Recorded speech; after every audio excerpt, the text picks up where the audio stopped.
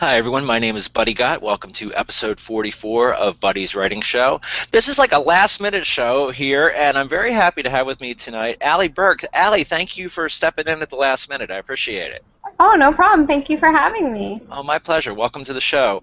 Um, Allie is the author of several books. Her most recent release is called Paper Souls that came out in September. Allie, can you tell the viewers a little bit about your book, please? Paper Souls is a literary fiction standalone about a woman named Emily. She owns a bookstore in Orange County, which is in California, and she has schizophrenia. Oh, okay. Interesting. Yeah. So the book starts out with her in a mental institution and just goes on from there and tells basically her story and what she goes through. Wow, and I know some people that have read it and they say it's just fantastic. I'm really looking forward to reading it myself. Where did this idea come from for this for you? I was diagnosed with paranoid schizophrenia in 2011. So the opening to the book when Emily is in a mental institution is actually sort of a fictional account of my experience. Okay. And it was kind of that inspired the entire book. So. Oh, wow, wow. Yeah, that must have been quite an adventure writing that for you then. Yeah. Most definitely. It took me 4 years, longer than any other book has taken me to write. So. Oh, wow, wow. That's really something. A lot of stops and starts on it, I guess. Yeah. Yeah. Rewrites galore, so. Right. Well, I can tell, though, you're very proud of it. And I know I my am. wife had read it and she loved it. Her review was amazing. Yeah, she constantly gives me compliments on it, so that was wonderful. I was glad that she read it. Oh, well, that's great. That's great. And like I said, that did come out in September. And, congratulations on all the success you've had with it. It does sound Thank like a you. fascinating read.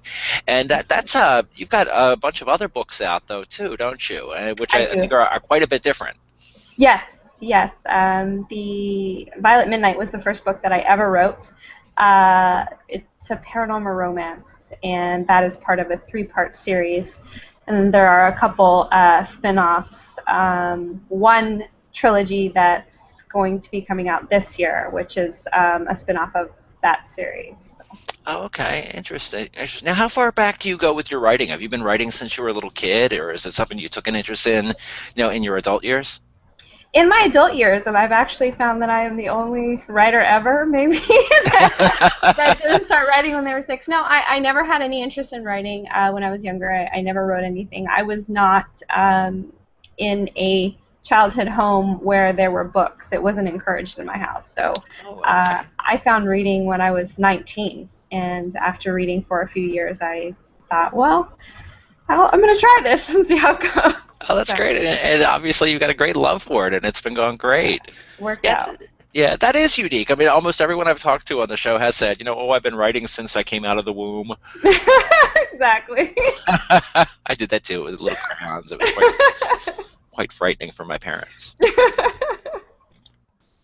That's great. Now you mentioned how your other books were paranormal. Are you a big paranormal fan? Is that the kind of stuff that you started reading a lot of when you were 19?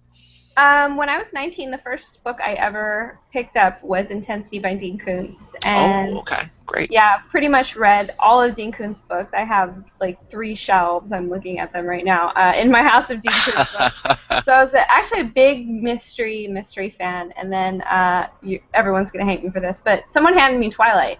And so I started reading paranormal romance.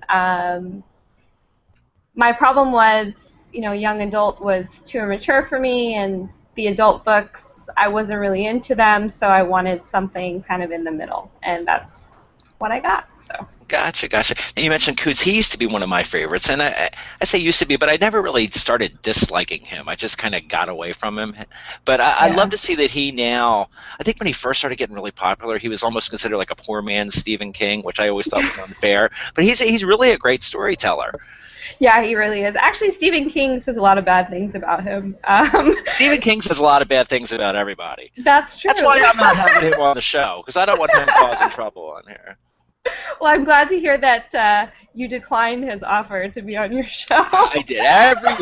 Like, oh, there's King again. There's King again. I don't know. Well, if he lightens up a little bit, we might. But now Twilight. Now you mentioned that one. Did you read all those? I sure did. Yeah, yeah. Yep, I read all of them. I watched all the movies. I was obsessed with it for several years. And then I moved on. Now I did read the first book. Because everyone was talking about it, and I'll be honest, I read it mainly because there was a girl I was interested in, and she loved it. She's like, "Here, read this." I'm like, "Okay, I'll read it," and just to like talk to her, and Sounds well, about right. yeah, I liked it more than I expected to. It was good, but I didn't really go much further with it. I haven't seen the movies, but maybe one of these days. Don't watch the first movie. It sucks, but the rest of them are actually pretty good. Well, I remember like just channel surfing one day, and it was one of the movies, and I didn't even really know what it was, but I see all these guys, like all these boys, just running around in the woods with no shirts on. I'm like, why are they all just running around with no shirts on? I don't know if this movie is for me, but I'm sure it's wonderful. I'm sure it's wonderful. So, Allie, now you mentioned that the character in Paper Souls is in California, correct? Correct. You are a Californian as well? Native, yes. Born and raised. Okay, fantastic, fantastic. That's great. And have you ever lived in any other part of the United States? No, I haven't. I actually haven't ever been anywhere really. Portland and Seattle is pretty much the farthest I've ever been away from home. So. Well, I'll tell you, the East Coast is highly overrated, especially this time of the year. I mean, That's it's what I hear. cold, it's cold, it's windy. I'm not digging it too much at all right now. I wouldn't last a second, I'm going to be honest with you. I haven't seen snow probably in 10 years or something. Yeah, let's switch places. Okay. So, you're pretty active online, I know, aren't you? I am. Yeah. Yeah. So Very if you active want to check, online. I will include a link to your page on Amazon.com. And Okay. are your books available everywhere? Are you exclusive through Amazon, or are you Barnes and Noble? They are available everywhere. Yes, I also offer signed copies on my website, Oh, which is wordsbyallieburke.com. So oh, that's fantastic. That's fantastic. And then I know you're on Twitter. I am on Twitter. I am on Facebook. I am on Instagram. I'm everywhere. All right, so I'll have a lot of links to include down there. Now, now you mentioned the paranormal books. Now, are you going to be doing any more? Do you know what I imagine you're already at work on something else? Yes, I just turned in the first book of the trilogy that's a spin-off of the other trilogy a couple days ago to my editor, so they'll be working on that. I do have another literary standalone in the works, but I don't think that the market is ready for it right now. Oh, okay.